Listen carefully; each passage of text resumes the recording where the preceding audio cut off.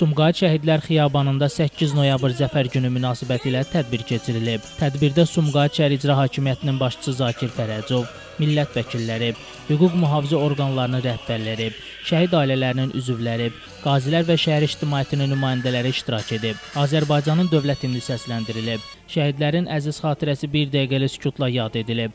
Tədbirdə qeyd olunub ki, 8 noyabr xalqımızın tarixində ən şərəfli və qürurverici günlərdən biridir.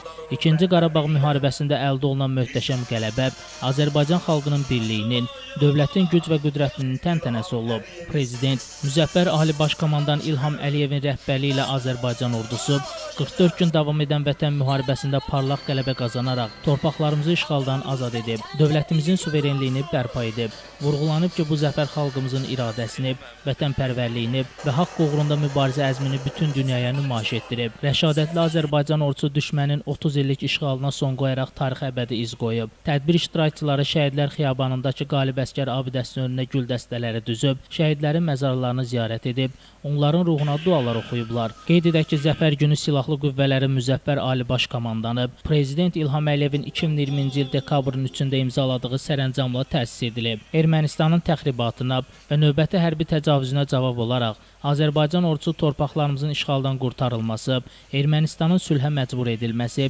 BMT Təhlükəsizlik Şurasının qətnamələrinin tələblərinin yerinə yetirilməsi, məcburi köçkünlərin öz doğma torpaqlarına qayıtması və ədalətin bərpası üçün 2020-ci il sentyabrın 27-də vətən müharibəsinə başlayıb. Bu müqəddəs amal uğrunda bütün Azərbaycan xalqı səfərbər və həmrəy olub.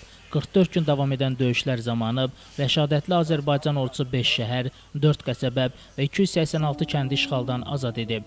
Belə ki, Cəbrayıl şəhəri və rayonun 90 kəndi, Füzuli şəhəri və rayonun 53 kəndi, Zəngilan şəhəri, rayonun Mincivan, Ağbənd, Bartaz qəsəbələri və 52 kəndi, Xocavənd rayonunun Hadrut qəsəbəsi və 35 kəndi, Tərtər rayonunun 3 kəndi, Qubadlı şəhəri və rayonun 41 kəndi, Xocalı rayonunun 9 kəndi, Şuşa şəhəri, Laçın rayonunun 3 kəndi, həmçinin Ağdərə və Murovdağ istiqamətlərində bir neçə strateji yüksəklik, Zəngilanda isə Bartaz, Sığır, Şükrataz yüksəklikləri və daha 5 adsız yüksəklik düşməndən təmizlənib. Azərbaycanın hərbi sahədə qazandığı qələbələr, xüsusilə Şuşanın düşmən əsarətindən qurtarılması, müharibənin taleyində həlledici rol oynayıb.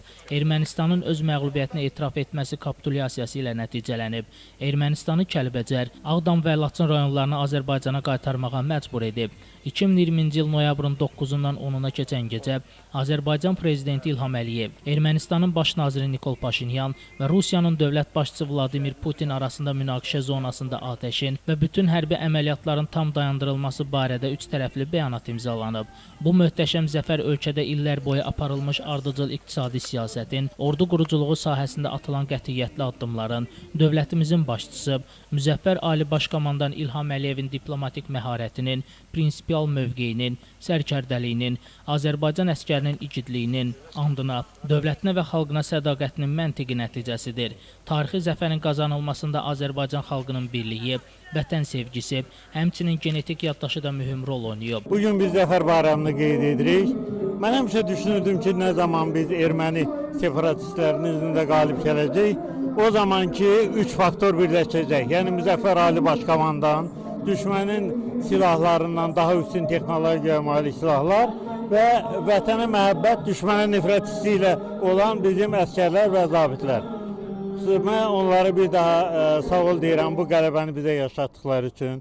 Hər birinin bayramı vasitəsilə təbrik edirəm. 5 il əvvəl həsrətimizə son qoyduq, zəfərimizi qazandıq. İllərdən sonra bu zəfəri qazanmaq çox böyük qürur hissi idi.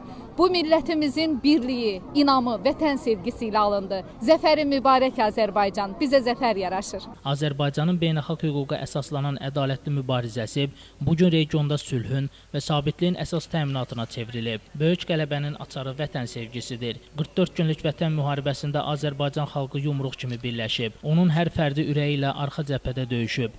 Dövlətimizin başçısı həm döyüş əməliyyatlarına rəhbərlik edib, həm də diplomatik cəbhədə mübarizə aparıb. Əskər və zabitlər döyüş meydanında qəhrəmanlıq göstərib. Qələbənin əldə olunmasında əskərə məktub yazan uşaqların da, pensiyasını cəbhəyə göndərən təqaüdçülərin də, İnformasiya müharibəsində savaşan yeniyetmələrində böyük əməyi var. Bu zəfəri biz birlikdə qazanmışıq.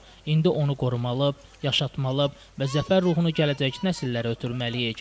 Bunun üçün hər bir vətəndaş öz işini, öz vəzifəsini vicdanla, ən yüksək səviyyədə icra etməli, Azərbaycanı daha güclü, daha nüfuzlu ölkəyə çevirmək üçün səylə çalışmalıdır. Şəhmistan Fikrətli, Elbrus İsmailov, bugün informasiya proqramı üçün.